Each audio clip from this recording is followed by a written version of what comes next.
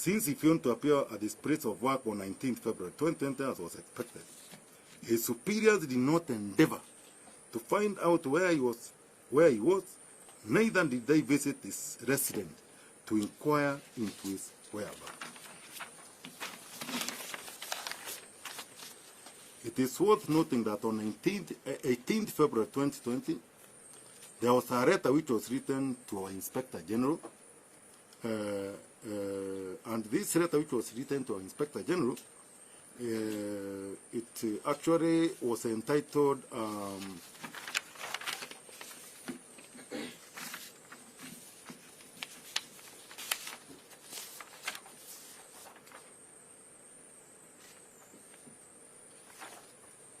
Security Breach in Harambee Annex building, and I'm going to display it to you here, and we are going to be given a copy of the same. It actually listed about 10 areas, specific 10 areas, which were to be investigated. You can see 1, 2, 3, 4, 5, up to 10. And then it says that we are going to see it. This matter is of great concern of the security and blah, blah, blah. It's here. Then, on 19th, the Inspector General again received another letter, which was of course to be delivered to us, on 19th again. But something surprising, this letter of 19th is specifically now going to any officer in our establishment who will be found culpable should be arraigned in court the soonest possible. We are going to see the sequence of events. And then our question had, this was the initial, rather, guideline or direction of our investigation. There is nowhere is telling us about the officer, any officer to be investigated and arraigned to court. But now, there is boldness and audacity to tell us now, any officer, this is 19th. And then something surprising, if you are going to see these letters, you are going to see that if you look at the handwritings, this is the Republic of Kenya Office of the Deputy President, this is the Republic of Kenya Office of the Deputy President. But if you look at the reference here and another reference here is different. It is from the same office. Look at the name of our Inspector General. Here it is, you can see the way it is. And then if you look at this is Harambee Annex building, this one is email. You can see there's absolutely difference between this and this. More or less, towards the red hands, ABC, they are from different, okay, we shall be explained. We shall come to that because we have started investigating Manda. We shall have to be explained the sequence and what was it by that. This was the same day that the deceased was expected at the DCI headquarters for statement recording that he never made. So this is the 19th now. Morning is the one we are looking for. This officer is the time when he was supposed to be here. But now, this is the time when we go for an officer now, but not on 19th. A quick grant, okay, I've explained that, and then on 20th February 2020, that is when the deceased was found dead, and this was established out of curiosity of his neighbors, who had not seen the deceased, and when they closely examined his door, they realized it was not locked from the inside with a padlock, and it was slightly wrapped. These doors, for those who are at the scene with us, could see the one which will just rock from the inside and then just a little bit, which means that somebody who just returned the latch a little bit and then they left. Which was not usual. They opened it only to stumble on the dead body of our colleague, Sergeant Kinoti. The deceased, and on 18th February 2020, called a close friend Akori and inquire to be guided into how to record a statement, which implied that the rate officer was ready to record a statement on 19th morning. There was an official statement of him having been missing on 19th, 20th, which begs the question, where was this information coming from? We have not been given any OB signal, the way whatever which shows the seriousness to declare somebody missing. It's not my Mary, Kinoti is not answering his call. Maybe I'm in the I'm with you here, and then somebody is calling my phone out in the office there and says, Kinoti has gone missing. Come to the office or to my house, call my next of kin, call my children and MBCD, find out even where I live, to say now we have done all our effort to show that this person cannot be traced. You qualify that now to a person missing. But in the absence of all this effort, tells us then, how do you declare somebody missing? The deceased, when actually he was found, he was wearing pajamas. He did not have shoes, no socks, which means when he entered his house, instinctively, what we do humanly, because we actually have to borrow a lot of aspects on human psychology and what is expected of a human being. When you enter, this is an armed police officer with a firearm. He entered his house. I don't expect him to forget to lock from the inside his house because it was still open. Go ahead, remove his tie, whatever may be removed first, maybe the tie, the coat, but strip himself absolutely naked, so as now to go to the extent now of putting a new pair of clothing. That is the pajamas. Remove shoes, remove socks, and then put the pajamas. That house is a small house. For those who are with us there, there is no, there is no a stool, no seat. The only thing you can actually sit, you can sit on a bed. And if you see the way that we met the bed, it was absolutely neatly spread. That even you press a bottle like this, which has some weight, it can show you at least some depression. That forensically, what you call forensic examination. At least there is something, some weight, somebody, but it was absolutely uniform, showing there was absolutely no disturbance. We have endeavored to give some illustrations of how the body was found and the possible way we could have expected in the event this was suicide. Was the scene, the way it was found, consistent with the allegation that he committed suicide? Now, through the illustration which we are going to give you, because now we have the scenes of crime photographs, but those ones, since now we have started processing investigation of murder, those will be processed at our next phase. But when the body was examined, the bullet was shot from the down chain here, and then it exited here, almost near the, the front of the face here. And it was expected if he was standing, I would remind to the mistake. If he was standing, and this is the way he was shooting himself, and then definitely the entire spatter of either brain and brain, they were expected to be somewhere here because that's the trajectory of the ammunition after it has been ejected from the firearm. And then when we are ejecting like that, definitely the cartridge is supposed, if I'm calculating, goes on the right. There is no firearm, we have known that the ejector goes from the, we have not had one. But the one which he had, the ejector is on the right. When he shot himself, and what we were expecting up there was not consistent. It was not. There was no exit of the bullet or the spatter of the blood. What we were expecting is some almost meter exit of the bullet head.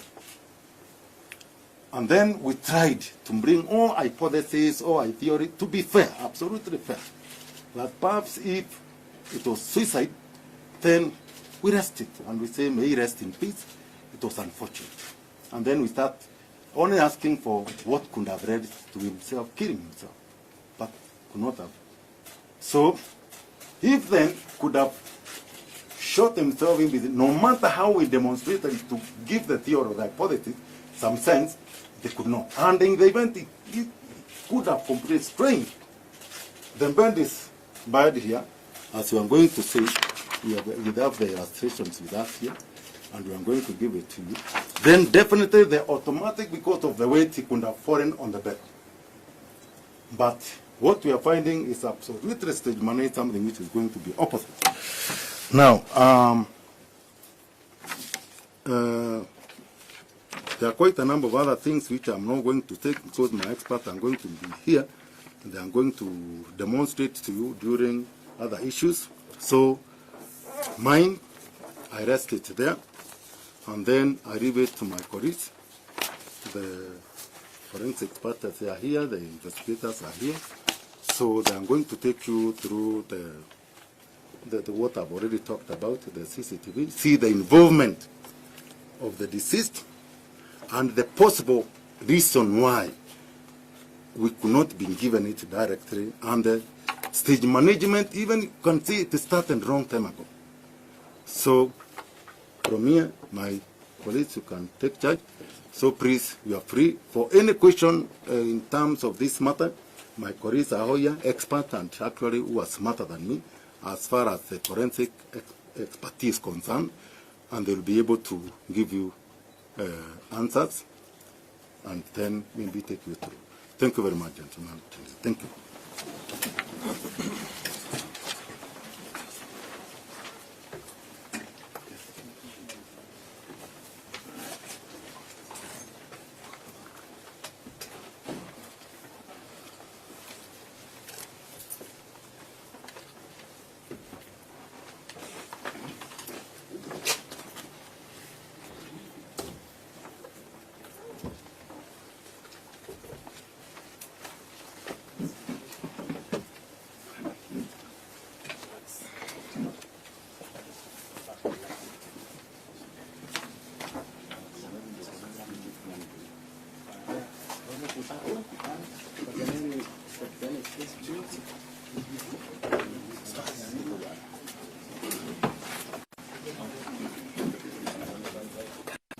So we are going to take you through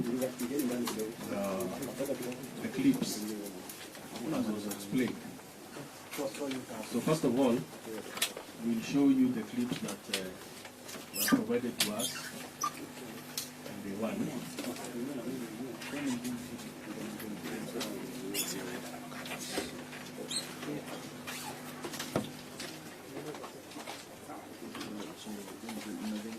So this was taken by the cameras there, and they asked our people to actually record it from their monitors, as opposed to what we had requested, which was to extract from the sound.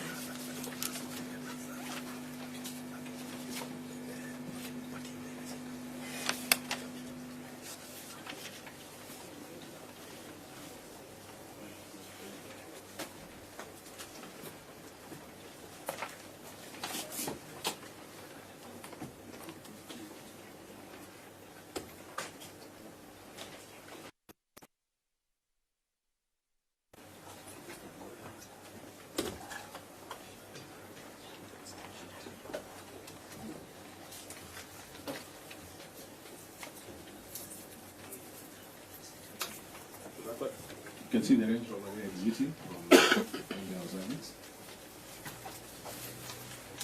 So we take you through just the clips as they gave us.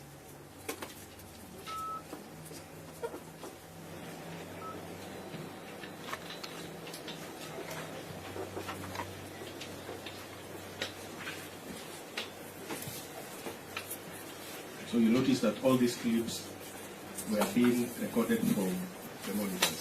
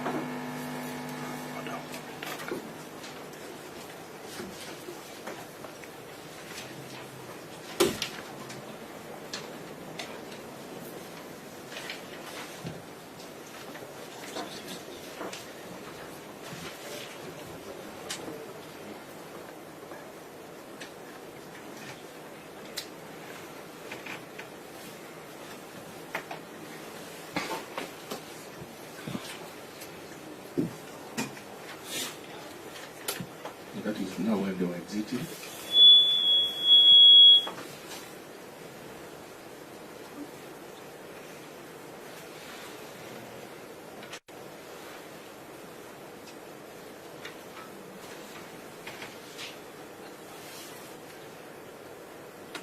So in all those clips that they gave us, you will only see those three gentlemen. Now, after that, we went and now took the footage ourselves from the servers. Now we take you through what we found out.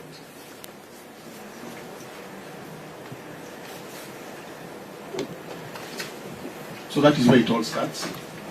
That is the KU parking at the back of Harambee House Annex. You will notice there's a Subaru parked there where the casa is. That one.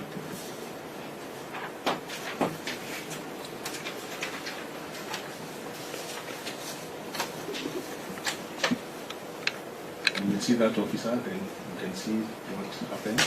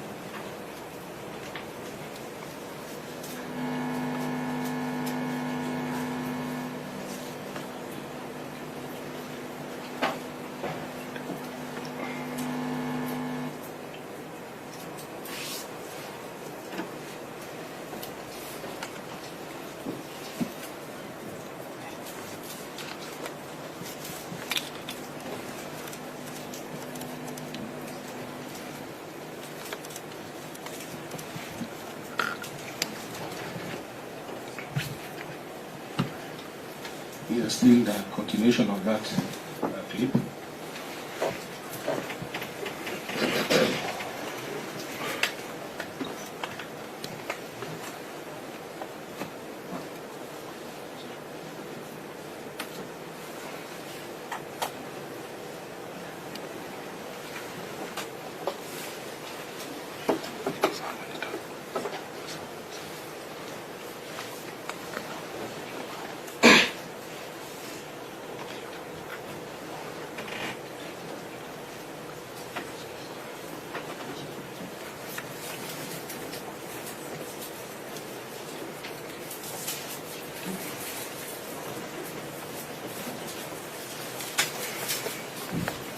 Now that is the General Juma, as you see him, alleged.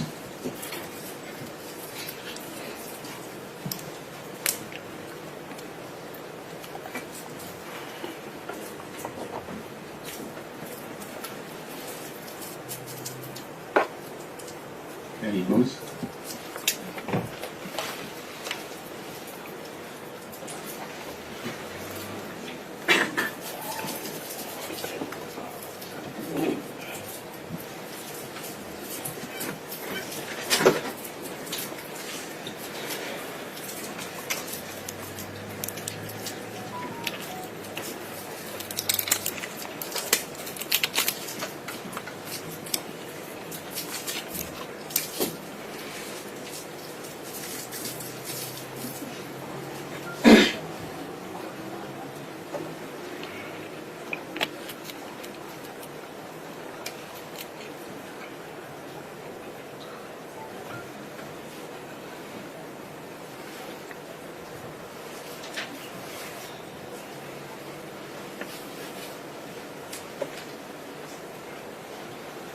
Now, those are the other two accomplices.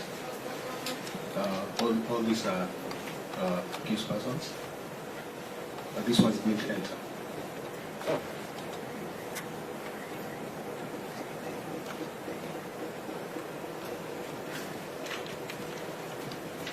So that is the VIP reception. Just check where the cursor is.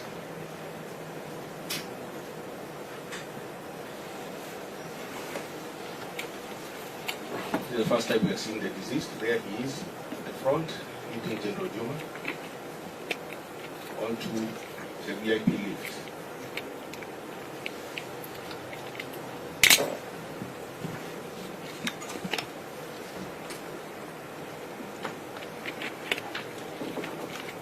You can see he's on phone.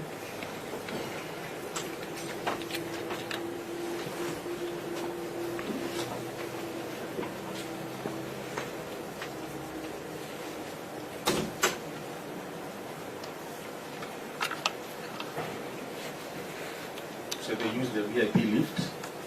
This is where it lands at the second floor.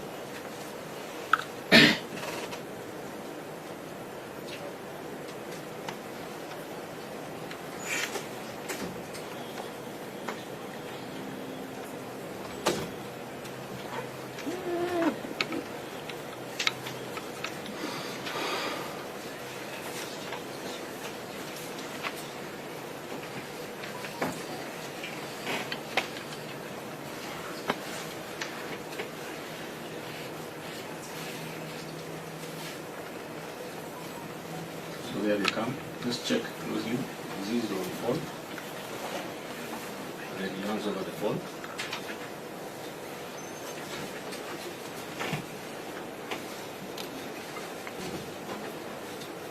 Now those two are already inside there. Then we go outside to Harambee Avenue. There is the Range Rover coming in.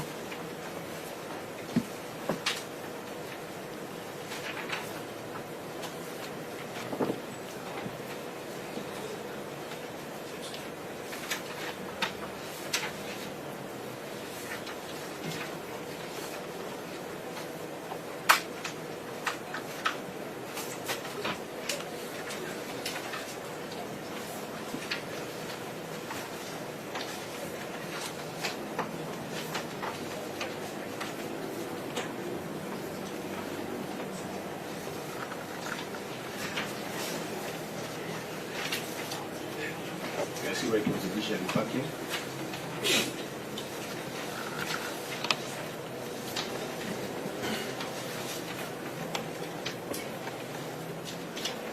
The times are up there on the screen.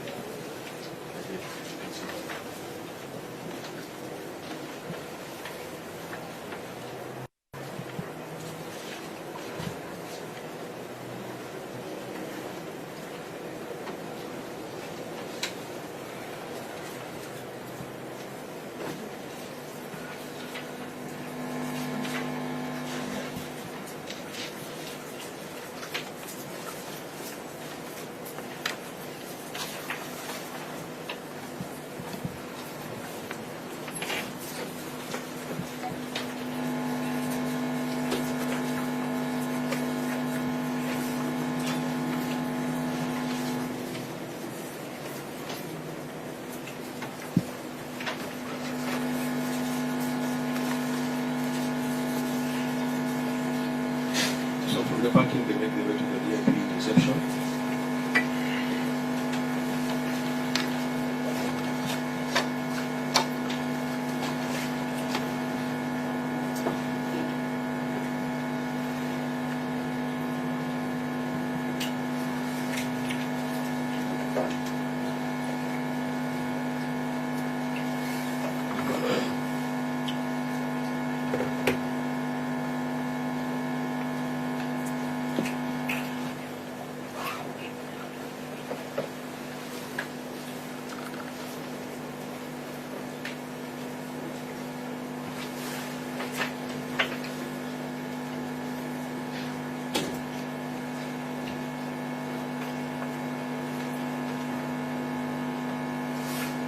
So there they are.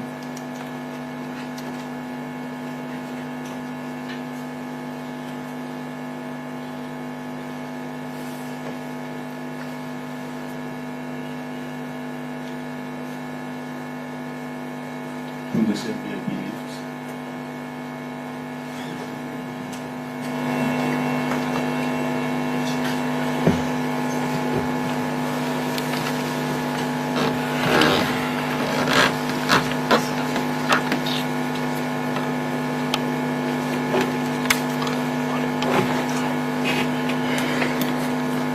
So that's the second floor.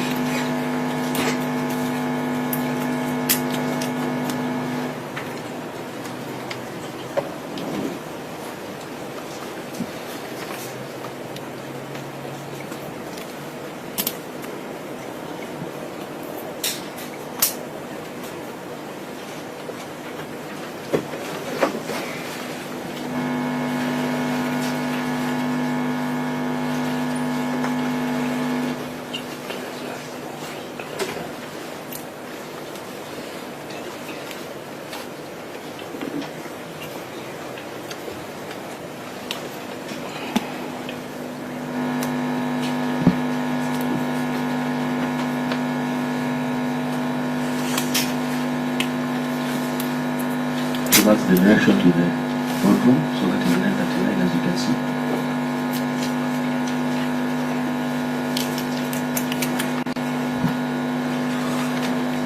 So now at 10, we'll now be leave.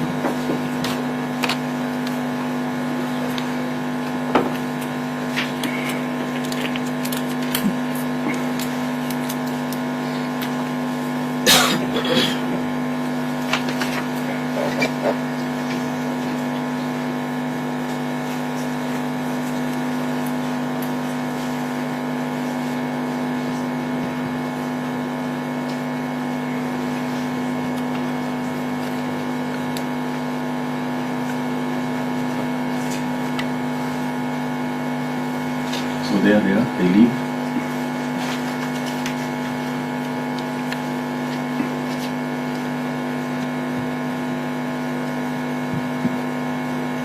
Now to the VIP reception again.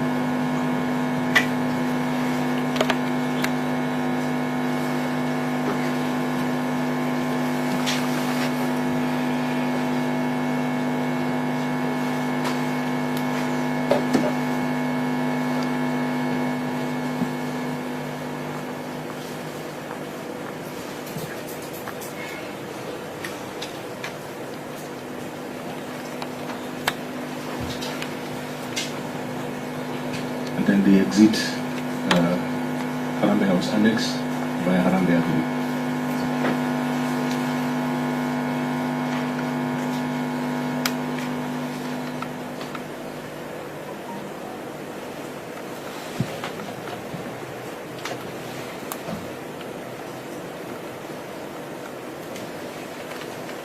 So you realize that the deceased and the ledger are still up. So we go back.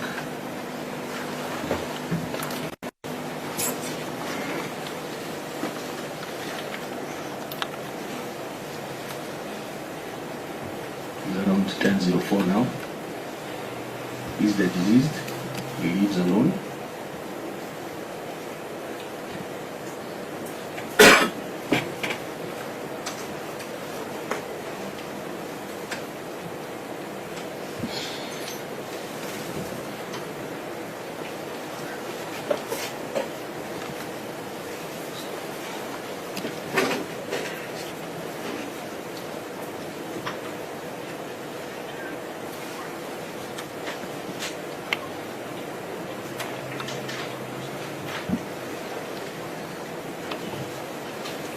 When he boards the lift up, he comes down here.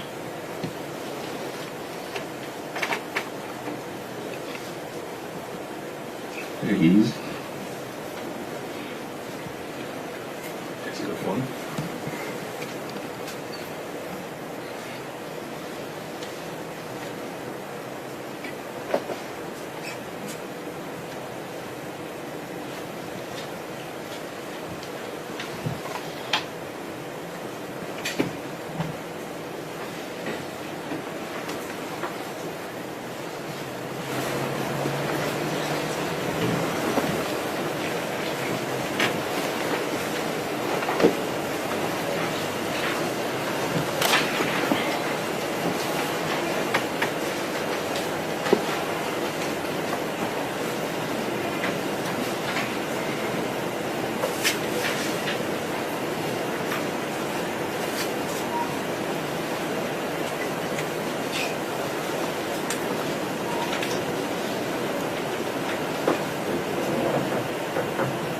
There he comes back again. You can see the phone, it's on, the light shows it's on. There are some newspapers with him. Goes up again.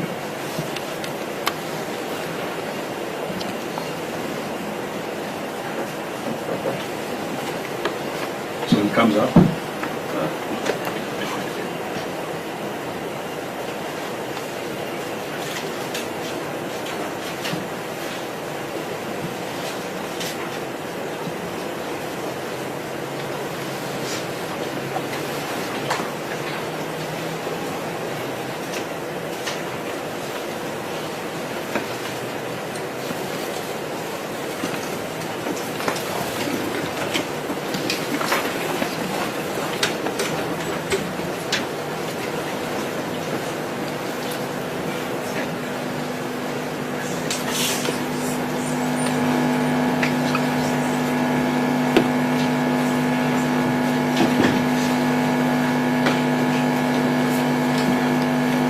The same one we played when he goes down.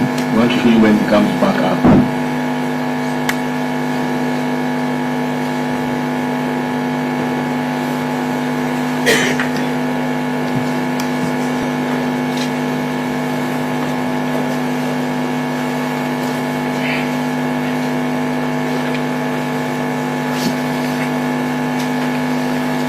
So here he comes with the newspapers. He leaves the door open to the lift.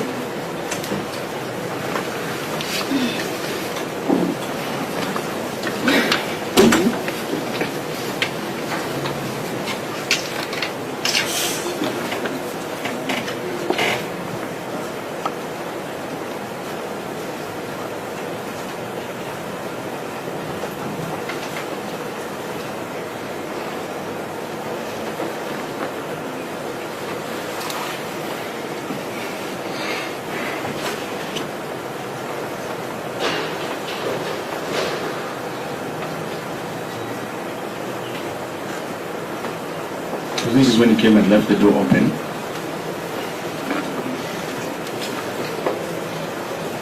And then here they come. There he is. There's the general. There is the envelope. You can see.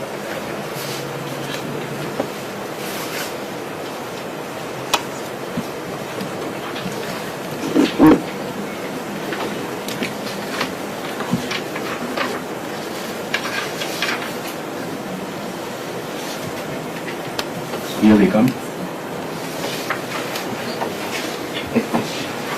The same envelope is there, you can see which is there.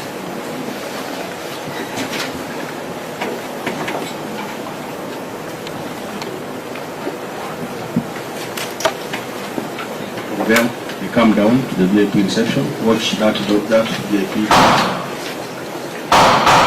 and also watch how they move.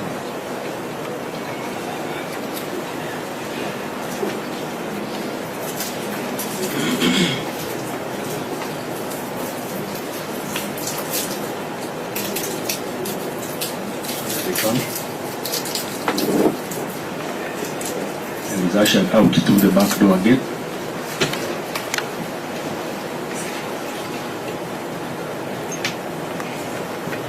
So we go back to the KU parking.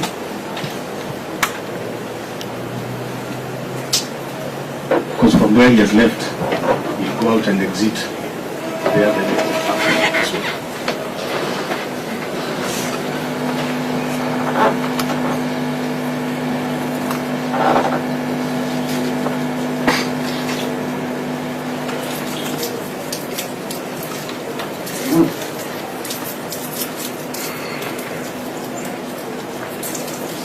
So there he comes.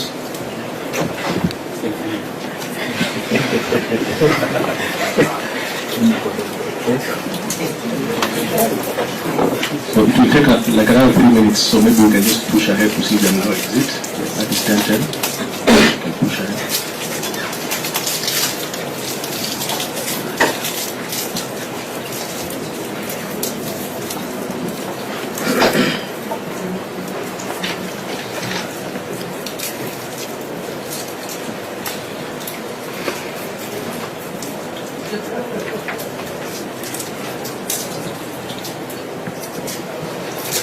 So then we start leaving.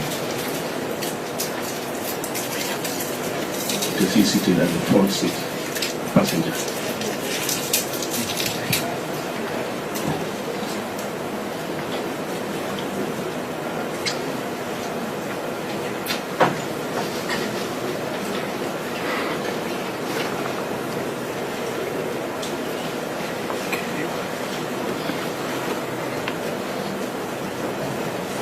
So the exit, that is it. Thank you.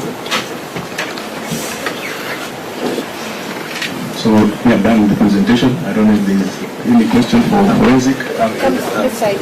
Come this side.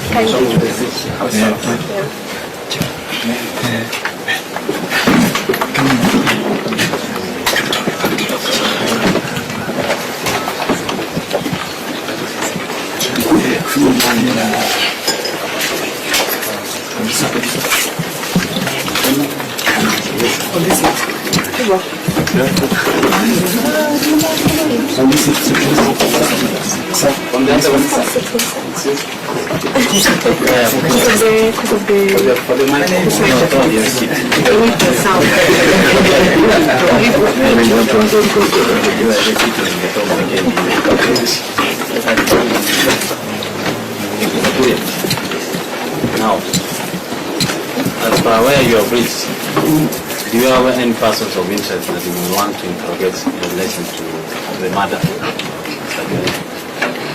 We will not comment on that. Kindly. Is it a dead end? No, it's not. It's open. So, based on what you have since ruled out the possibility of it being suicide, it was murder. So, who killed the officer and why? That's what we want to find out. That's exactly what we want to find out, and that's why homicide has come in to investigate the murder aspect. At what point did you arrest Chesa and the rest of the suspects?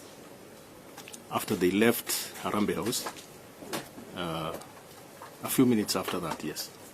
Where exactly in town? I'll give you the location later. According to you as an expert, what do you think was the motive of this murder? Because a murder must have a motive. So what do you think, why? Well, that's what we're working on, and we've just shown you one part of it, but the rest of it is under active investigation, so let me not preempt at this stage, kindly. So, still on that same aspect, you've shown us the people who are in court, and that is the office of the Deputy President. Do you have any evidence linking any of the senior staff or any of those people to the alleged offense? And again, how was the money that is alleged to have been paid out to the recipients? That part of investigation is also not over, so it's still ongoing. Again, let me not preempt on that. From the CCTV footage, sir, we saw, you mentioned, the director mentioned the fact that it appeared as if he was getting orders from another person when he left the rest to the so-called general with the VIPs. Have you managed to establish who was behind the end of that radio? It's ongoing. Do you think you are Okay, there were reports that the phone data had been erased. Is it this position, or how do you know who was on the other end? As I've said, that is ongoing. Please, let's not get into that. It's as an ongoing. expert Kindly. in this homicide thing? Do you think the DP is a person of interest? The homicide will be able to come up with that. If you decide that he's a person of interest, will you be able to go and interrogate him? As I've said again, please, let's not get kindly. Excuse me, sir. Yes. We can see the general and the deceased officer walking to the boardroom. Now, details of what they did in the boardroom and maybe who they met. Have you been able to establish details on that? Yes, and that is the subject matter in court. So maybe is There are two matters here. There is the first matter, and then there is the homicide aspect of it. Yes. So the government pathologists said that there were no visible injury marks on Kenei's body. So is it true that he was struck before he was shot? Can I invite the homicide expert to deal that? Just before you go, Mr. Korea, you said from the CCTV footage, would you say that the officer had a role to play or was actively involved in the same sense that he looks like he was part of the criminal gang, or what was his role or was he a victim? I mean, we've all seen, isn't it? We've all So from seen. the investigator's point of view, Yes. was the man a victim or an accomplice?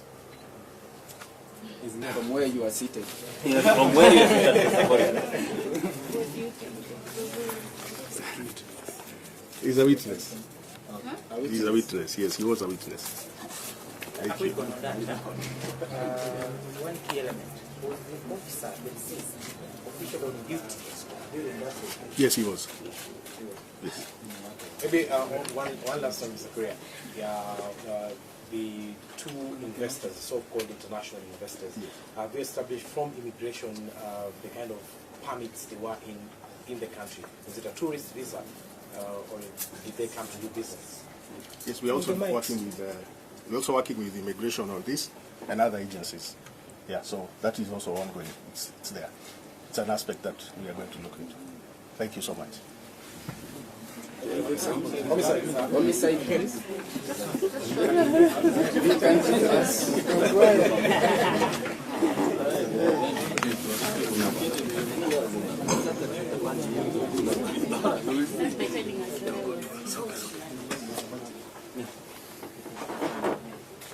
What do you think, yes, sir? Do you think that man was in his own right sense when he died? Was he drugged?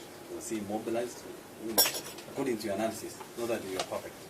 Okay, we did the post-mortem and we took samples, toxicology, the DNA and histology, and we are yet to get the results.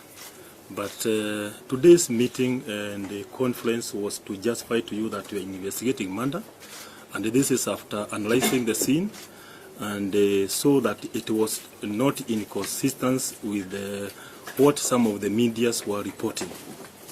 So today is just to confirm that we are investigating murder, and we are not maybe going to diverge most of the informations, but I know maybe there could be other press conference as we continue with the investigation, please. Just a quick one. Now that you have rolled out suicide, you are now focusing on murder.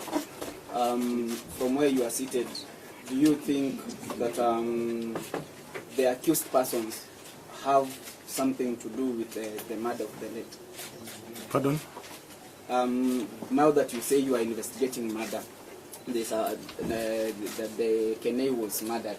So from where you are seated in your investigations, do you think we already have some accused persons who are appearing in court? Yes, but do you think that these accused persons have some links to the death of the late officer? Okay, we are at preliminary investigations, and the fact will lead us to whoever did it, and later on we shall effect arrest, and the people we shall be together, whether in court or maybe at that certain stage. So at this time we cannot say that whatever we are doing, because we are still conducting our investigations. At a later stage we shall be informing you of the progress of the matter. So thank you very much. Another question, Mr. Nyundo. Yeah. Last one, please. Yes. Yes. It is very clear that the officer was shot. Whose gun was it? Where is it? And what are the ballistic results? No, let us not. We are yet to receive some of the forensic experts. So I think let us first of all conduct an investigation. I have told you that we are at a preliminary stage. And when it comes to homicide, you all know that we usually get cooperation from you people and the members of the public. So I think I could kindly request that we stop here. Then maybe later on, maybe we can have a conference. Immediately, maybe we complete our investigation. Thank you. Sir, the final one, eh? No, yeah. no. Thank you. No, we want to know, was the body, was the guy killed inside his room, or he was killed somewhere else, and the whole setup stage I am going to answer that one as final. Where we found the body, that was the primary scene. Is there a link between the killing and the investigation going on at Chester? 100%.